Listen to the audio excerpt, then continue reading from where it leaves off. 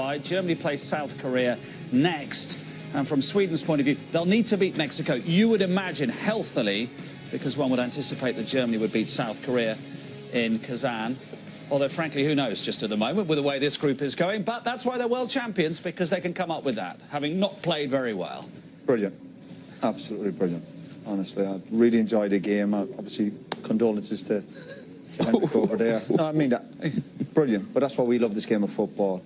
We've criticised him, we've slagged Germany off at half-time, and we've said about Boateng they were better off without him, with the 10 men. We talk about sport, perseverance. That's what champions do. They were awful in terms of giving up the chances, but they stuck at it. Brilliant drama. I loved it. And when you look back at the winning goal, I mean, it starts with the frustration from the Swedish point of view, giving away a free kick they didn't really need to give away. I'm going to let Henrik have this one. Mark, he's passionate about it. He should just stand up here. I mean, I don't understand what he's doing. I mean, show him the line. And as Roy said earlier, yeah, our central defenders would deal with that. But of course, you have to admire the free kick. I mean, it's probably one of the last kicks of the game, and he managed to put it away. And it's cleverly constructed, isn't it? Yeah, so rather than just tossing it into the area. But it annoys me. I mean, Jimmy Durmaz, you need to stand on your feet. That's something you learn. The first thing you learn when you're going to defend. Stand up. Don't give away anything. Show him the line. Yeah, I think he's completely right. I feel really devastated for Henrik, but he shouldn't give that free kick away. Sooner I see that free kick, you feel like something. I don't know if we can see it again, but the touch that Kroos played just to change the angle, the goalkeeper just took a fatal step towards his near post, and he just opened it up. I mean, it's absolutely brilliant. We can look at it again there. Just watch him, just change of angle, and watch the goalkeeper just shift a bit there. And once you shift your weight towards one side, I mean, the strike's absolutely brilliant. And credit to Germany. It's got a big hole, hasn't it? Because they were, by their high standards, they were very poor. we were going to dance on the grave. We were ready to dance on the grave, because we've been there with Germany so many times where they've always got the result and they've just gone and done it again. And it's not fluke. It's not fluke. I mean, Roy mentioned the word perseverance. They do. I mean, I thought it was really poor from Germany tonight.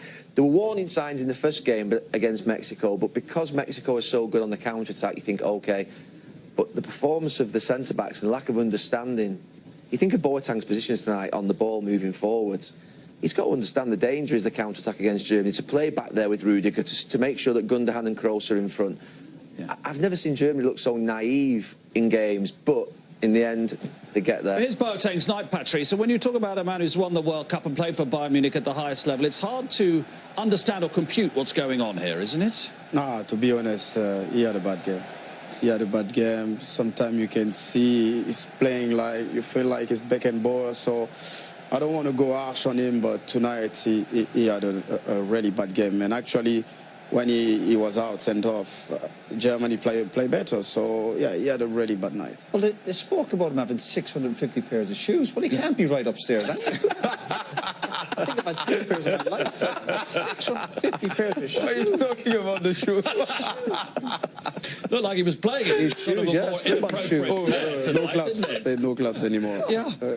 Let's have a quick look at Royce's equaliser then, right at the start of the second half, because he brought on Gomez, just changed the shape a little bit, and this goal right at the start of the second half. We probably thought after this, Germany would quite... Of course, and you're looking for a reaction, and dream start to the second half, and again, they were getting in some good positions. It's just that final ball, and again, they're getting bodies in the box. They've obviously, the managers had to go to them, and there you go. You're thinking, now, can you want to win the game? We thought it might be a bit more comfortable, but having said that, the goalkeepers had not much to do for all their possession, so they still lacked that little bit of quality, but...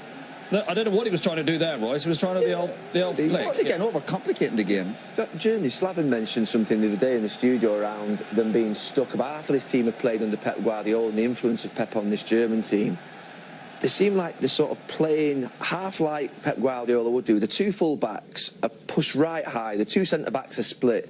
The problem is, when you watch Pep Guardiola's City team or the Barcelona teams, one of the full-backs comes into midfield to stop the counter-attack. Both the full-backs of Germany are right on the touchline wide.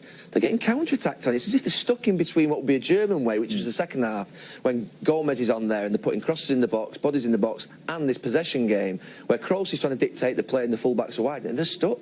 They're in between. It feels like they're in between tactical Two stalls. system. Yeah, absolutely. Right now, from Sweden's point of view, you're going to have to beat Mexico, aren't you? And maybe with a few goals as well.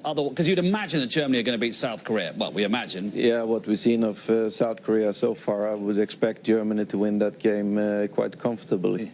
We have to do something. We showed a lot of heart today. We didn't manage to get it all the way. But hopefully we can recharge our batteries and... Scored a very good goal. Toivonen took it extremely well. Yeah, we talked about it in the half-time. I mean, yeah, receives it very well here on his chest, and then great awareness, see the keeper coming out and just dinking it over the keeper. I think it's a slight touch on the defender there as well, but nothing can be taken away from him. It's a great goal. So hopefully we can do something good against Mexico, because we need it.